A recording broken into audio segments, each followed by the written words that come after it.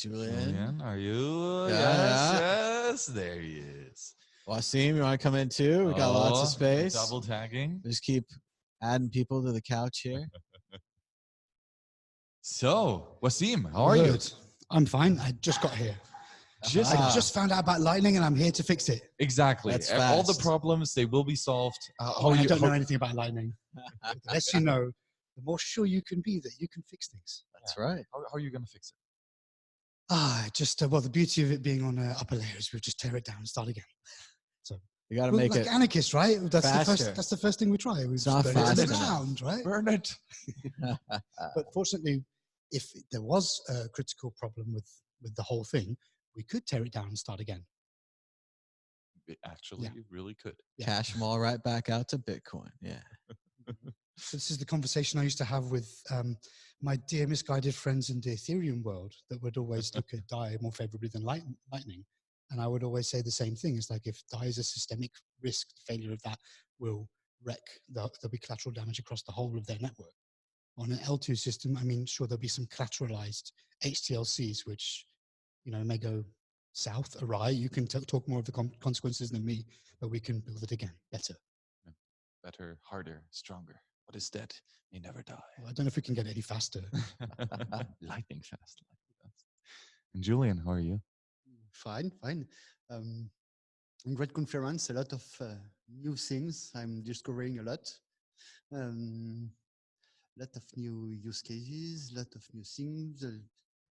People can buy beers, coffees. They use Lightning. Just works. Nice. It just works. It's done. Bitcoin, it's done. Lightning, it's done. So let's go party. Yes, let's go party with Lightning. Fantastic. So Wassim, you organized the last couple days, weeks, the MIT Digital Currency Initiative conference ish. I don't know. Yes. What was the title? Sure. Yeah. Let me give a little rundown if you like. So we're starting a new journal and conference series, and it's not really just a MIT thing. We have editors from other institutions, people on the advisory board from all over the place, academia and practice, reviewers from like really quite a broad cross section of fields, like not just from the engineering, cryptography, and the kind of technical side, but also people from economics, law, policy, finance, even like network science, complex systems. We're trying to find a way to get all of these people talking together and like really picking apart, getting to the bottom of things. So you can imagine what it's like to have, there's an interesting side story from today. Often the Bitcoiners and the other people interested in cryptocurrencies don't tend to mix it IRL. And there may or may not be reasons for that. So what we're trying to do in this crypto economic systems project is to build a big tent where we can get everyone together. Now you can imagine there's a bit of friction there. So people that design Byzantine fault-tolerant protocols are like, well, Bitcoin is a waste of energy, so that's a failure. And here's my 2/3 + 1 thing, and then that's what we like. Proof of stake people are like, insert energy argument here, and my coin fixes this, or we have an approach to mitigate that. And then Bitcoiners are standing up and saying this is just proof of X is a circular argument and it doesn't work. But at least they're having the conversations in the same room, so we're kind of getting towards substantive debate. So the shit throwing is no longer on Twitter and in cyberspace. It's actually in meat space. Yes, I'm actually. Let me broadcast this to the interwebs. I'm inviting you all to throw, well-formatted intellectual shit in my direction, as we have a call for papers, which closes on the 29th of October. We've just extended that, so this one goes out to you on the interwebs. If you have any interesting papers or ideas which you can kind of knock together into a journal format within the next week or two. This is a very rare and fine opportunity to get those peer reviewed by people that know their stuff across disciplines. So imagine a paper that looks at economic implications of network choices. We'll get people from the economics side and from the cryptography and engineering side to really kind of pick apart these things. So if you're brave out there, if you've written a white paper and you're brave enough to get it looked at, send it to us. Yes, please. To go to cryptoeconomic.systems or cryptoeconomicsystems.pubpub.org. Advert over. Well, and one interesting white paper would be the condensat white paper. Do you even have a white paper? No, or yes, but white paper, I'm still updating it every day. So there is a lot of work to do. Condensa is a big project. It's a bank, but there are so many things to say about this kind of thing. Because when I talk to people and I show them this project, some of them tell me, "Oh, but it's a bank. What are you doing? We are fighting banks." And maybe when you put people together to have some debates, it can lead to interesting things. And with this kind of project, I got to work with some officials, governments, and that kind of things. And yes, this is the bank. This is the first step to build some environment, ecosystem, which put people together to work with protocols and all this technology to make this happen in the real economy. Because yes, there is a lot of people to onboard and with Bitcoin technologies and that kind of thing. And the biggest question is KYC, of course. And for a banking project, KYC is just a big thing in the center of the debate. Non-negotiable black box. That's what I've been thinking, what I've noticed with whole government officials and institutions I work with, is they don't get it. They don't get cryptocurrencies. They do KYC, AML, CTF things, and even the G7 said it was a KYC, AML, CTF, and people who build a weapon of mass destruction. They level up the thing. And they don't get what is a cryptocurrency. And because they are in a corner because of Libra, because Mark Zuckerberg is pushing them in the corner. Oh, there's a lot of very quick, hasty reactions happening now.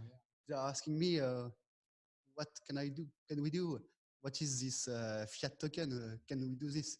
And they don't get that KYC, AML regulation can't apply to a tokenized fiat. And if you have some feedback and this kind of, I don't know if people is working with government officials and central banks. If you know somebody that gets what is cryptocurrency, and officials that know that KYC is not needed anymore in our crypto world. I think it's going to be difficult to, at least for now, to sell people on that we're in a fundamentally different paradigm. People are still trying to apply the logic and the rules from the previous mindset. And so, yeah, going back to the conference we had a couple of weeks ago, we had people from the IMF talking about central bank digital currencies. You had somebody from the Federal Reserve of Boston talking about how they might set up supervisory nodes so that may take the function of this kind of brutalistic turnstile KYC at the entrance and the exit of every transaction.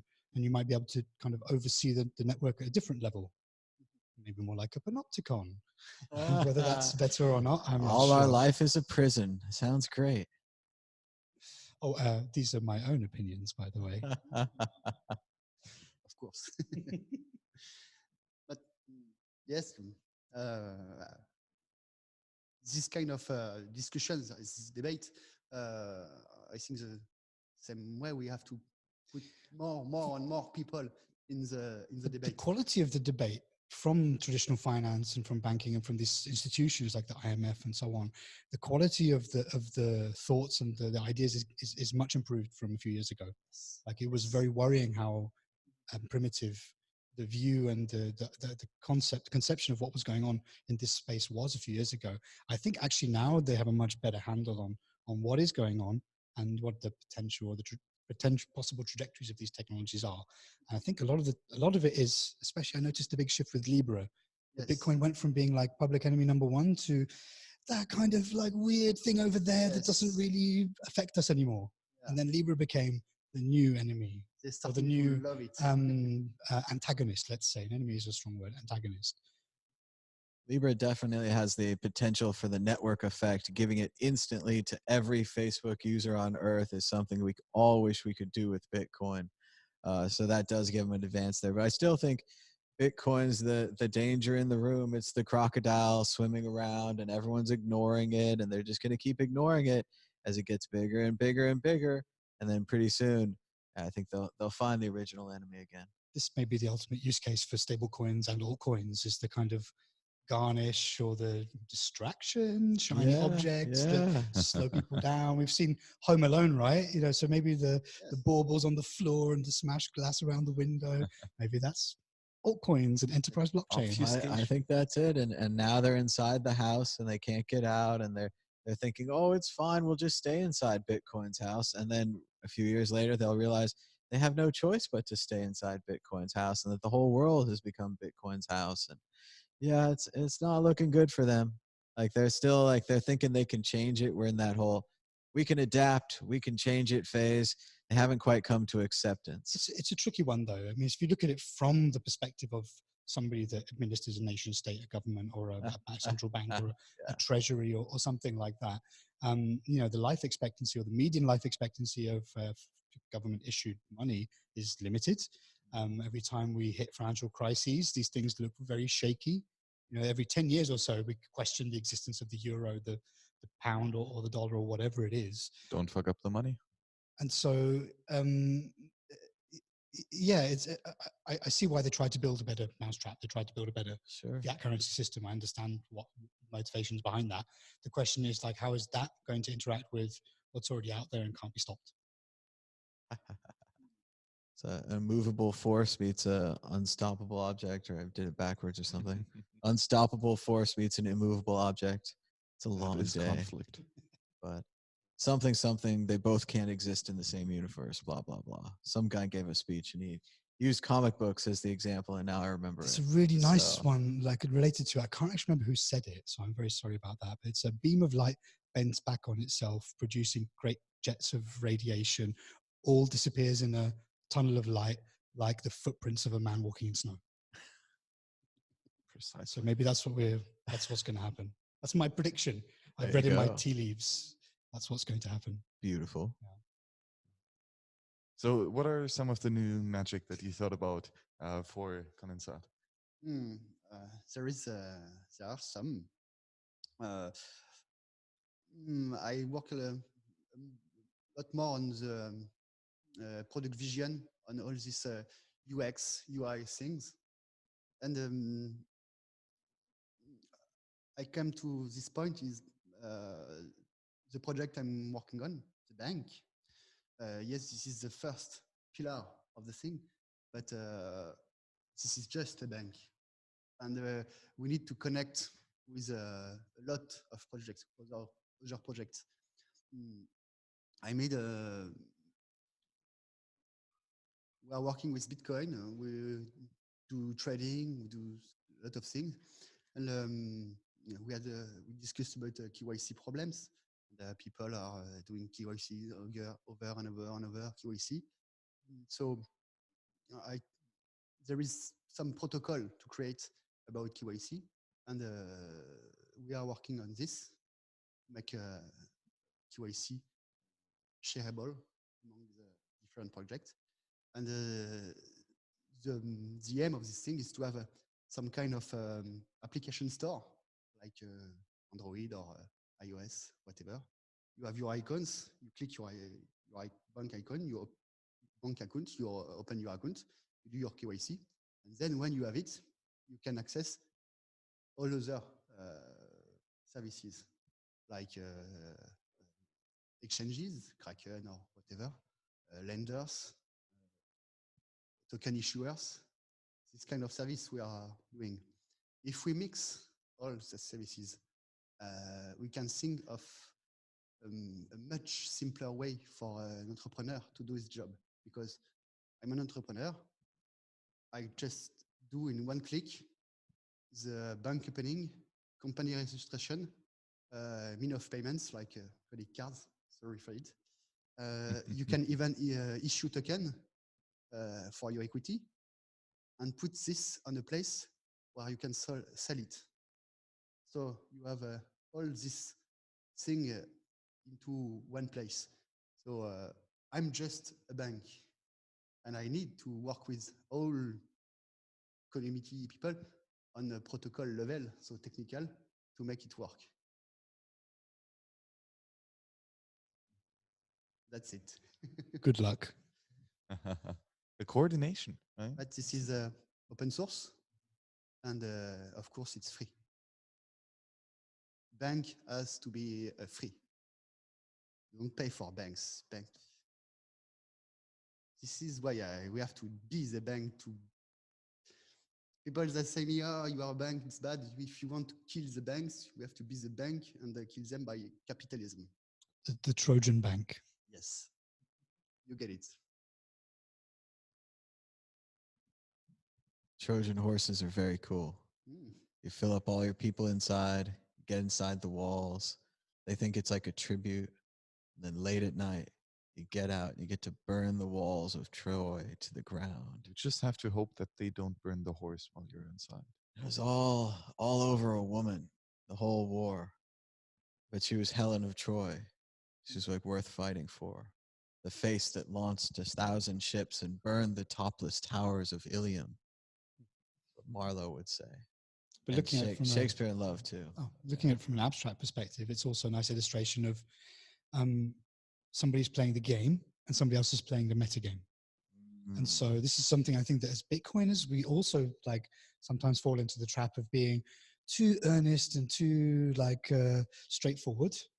And we may be focused so much on playing the game of Bitcoin that the meta game that is also occurring may escape us. I'd like to heavily recommend all the writing on epsilon theory, particularly Ben Hunt's work, for any aspiring meta game player. How do we win the meta game? Well, first of all, you have to realize that the meta game exists and is ongoing. And by the time you've done that, you're already behind because there's already people also playing this game. So it's a mindset thing. I think, you know, we're all guilty of like, there's a carrot and there's a stick and we go towards the carrot and we go away from the stick. But like, not some of us. Well, yes, okay. But who's holding those carrots and sticks? Why are they dangling them in particular directions? Interesting questions. I thought you were going to go the other way. I thought you were going to say that the Bitcoiners only cared about the meta game and we needed to care more about the real game, or we think we're the smartest person at the table and we're playing games inside of games inside of games and everyone else is just playing straight poker. Sure, but then coming back to epsilon theory, there's an interesting concept in there, which is too clever by half, where like, yeah, I'm guilty of this. Like I got all these pieces of paper, so then they make you think that you're smart. Because you think you're smart, you take confidence in your actions, that you've assessed the situation and you think you know all the layers and the levels to it. And you fools rush in where angels fear to tread sometimes. Yeah, the Dunning-Kruger effect, right? The smart people are all very humble, and then stupid people are all very full of themselves. So you have to watch out for that. We have a lot of that too. I think this may also be a Twitter version of that. Something to do with it being inversely proportional to the number of followers somebody has. Plus, sorry, Tom. Oh, it's all right. I don't even have that many. People have 3 times as much.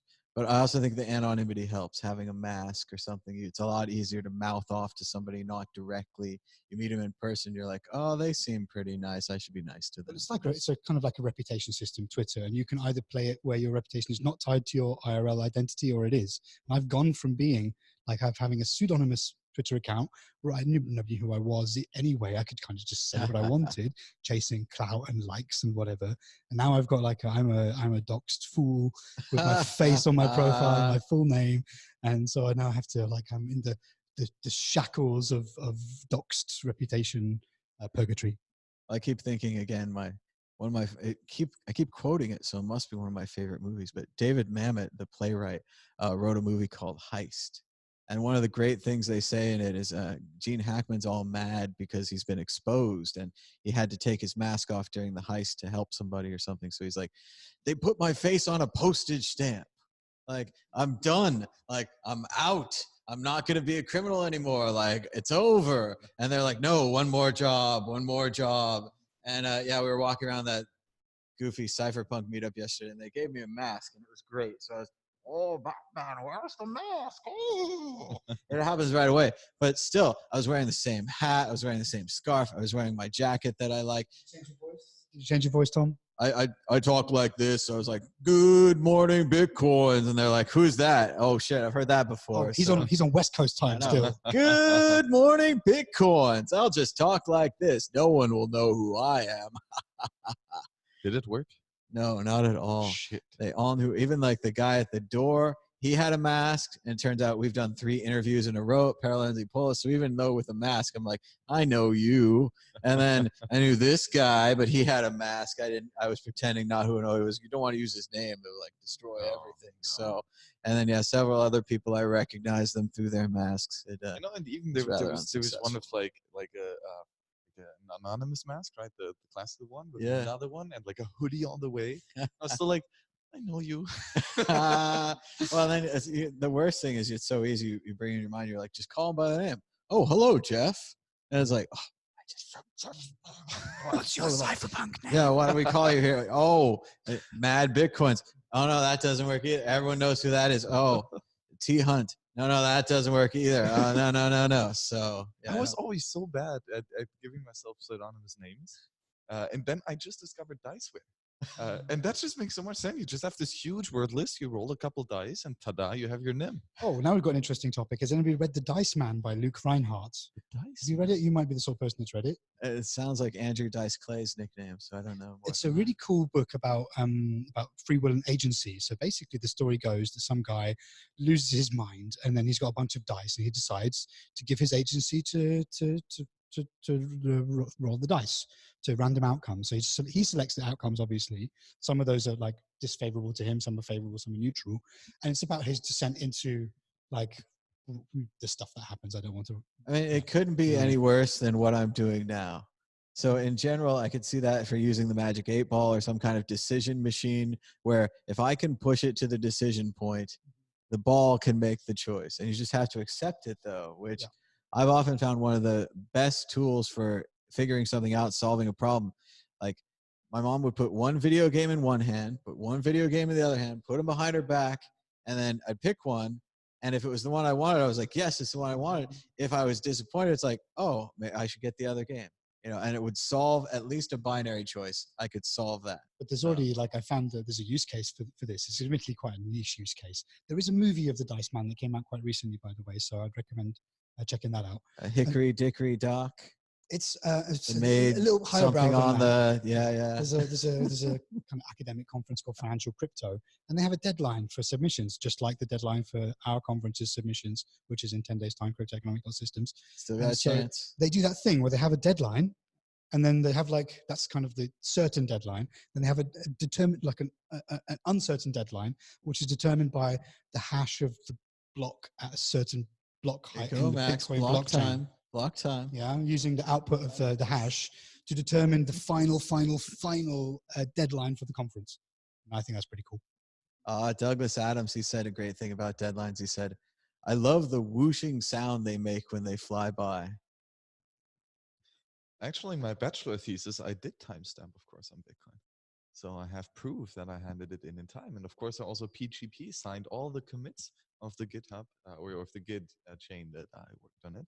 So it was. And the people that you submitted this to, do they understand timestamps and PGP? They're going to find out later. They're like when they actually need it. What they'll do is they'll be like, oh, this is our, years later, they're like, this is our first student to ever put their paper into the Bitcoin network and to timestamp it. We're very excited. And then someone in the crowd will be like, Max Hillebrand did that 15 years ago, sir. But there's also block certs, which is like MIT and a few other universities have got like a kind of degree certification attestation using Bitcoin as well, which is nice. Bitcoin fixes this. Getting updates from the field. Blue Wallet is crashing when you try to get a Bitcoin address to fund it. And the only way to buy beer is Android or is Lightning. They won't take any money for the beer. So we're having difficulties buying beer is what I'm hearing from the field. Oh, but if people are sober, they won't be able to get reckless. A real wallet and no. What should they use? Tell me now. I'll tell. Eclair wallet. So you need a node? No. Eclair. Run your. Is it on Android or is it on Apple? For both, I think. You could use something like Breeze Wallet, which is fantastic, or you could run your own Bitcoin full node at your home your noddle, and you connect to it over Orbot, over Tor with the Zeus app. That's This what is I'm actually doing. not a noddle. This is a sweatshirt. Queuing for beer, sir. When beer? When beer? Actually, I think now. Should we get beer? Actually, first coffee, then beer. I was gonna break down and have a soda. I've been really good about trying to avoid the caffeine today. I had like a lemon drink and an apple drink and a water drink, but I'm starting to run out of power. Like the hamster brain wheels thing. in my head are slowing down. Yeah. Like it's been a long day. We're well, now we have to go 6 hours. 6.5 hours. 6.5 hours if we go 7 more minutes. But that's just 7 minutes in the average. But what's in the chat? What's Bud say? Oh, Nothing. oh, come on, this is good. Yeah, it's Oh, tough you with see, all big these different mistake. live streams. There's a live stream of the main room. There's a live stream of the second room, and then there's this live stream. So I don't blame you, audience, if you watch the other live streams first. You came back later and you watched this one, or you listen to the podcast version on World Crypto Network podcasts. I understand you, audience. You're busy. You have 3 live stream choices. The guy in the chat even told us, he's like, I have 3 tabs open. I don't know what to do. I imagine we got the shaft on that one. Fully automated luxury communism. Yeah. Too many choices, too many options. But are we going to head to the end for today, which means we have to pack it all up too? Or should we just, let's come back in 15 minutes, do another one or something? Yeah. Okay, we're going to leave it open-ended. We're not sure this is the end for today. So we might be back later. We're going to leave the gear here for a few minutes, have a break. Then if everyone develops energy, we'll come back. Otherwise, we'll come back. We'll take this down. I'll go home, go to bed. Everyone can go out and party. The conferences are really funny if you like work it for like 6 hours. And again, everyone's trying to take your room and take away all your things. And you're like, okay, so I survived all that. Now it's like break time. And everyone else is like, I sat in a chair all day and listened to people talk. I'm ready to go. Like they're in a total different mind space than I'm in. So there's a bit too much passiveness at conferences, and I'm also guilty as a conference organizer for organizing a bunch of sessions where person on stage, we sit down, listen to person says things, we clap, next person comes on stage. Well, the clapping is important because then it's movement, right? That gives you energy. That's the only exercise. You know where the clapping came from? You probably know where it came from. There is a lot of people keeps fairies alive. Talking about other subjects. A lot of people come here to see like 1 or 2 speakers because they like them, but they spend most of the time outside speaking with other people. Yeah, it's a gathering. It's a meeting of minds. Oh yeah, it's all about the hallway con. But yeah, I do wish that conferences were more interactive. And part of what I like about doing this couch is if I get somebody on here and I got a question, I ask them. And if they answer, it's interesting. If they dodge, that's interesting too. But yeah, it is much more interactive. It sounds like they've opened the floodgates outside. Yeah. We also tried to do this through the conference we did in MIT as well. We tried to have kind of structured roundtables. Yeah. But it's very hard to herd cats in a particular direction when there's several other things they could be doing. As there is no ask me anything format. Well, there was the Socratic seminar for the Lightning Week earlier, and that was fantastic. As long as you set out, you frame it in advance, like at the start, frame the kind of rules of the protocol, essentially. It's an interactive protocol. Yeah, it was very nice. We're gonna Jeff and I are gonna organize some more Socratic seminars here in Berlin. Please do. I'm happy to help. Yeah, I've also been speaking with some other friends that are deep into Bitcoin that are lamenting the lack of. We meet for coffees in the weekends to do it ourselves. So let's do it in a bigger room with other people. Fantastic. Exactly. That's it. Perfect. All right. I've always loved the idea of the intellectual salon, so let's bring it back. But I think we're going to end this here. We're going to start pushing all the buttons. So thanks to everybody for joining us. We might be back later. Otherwise, we'll be back tomorrow with another day of the Lightning Conference. Bye, Mom. Bye-bye. Bye-bye.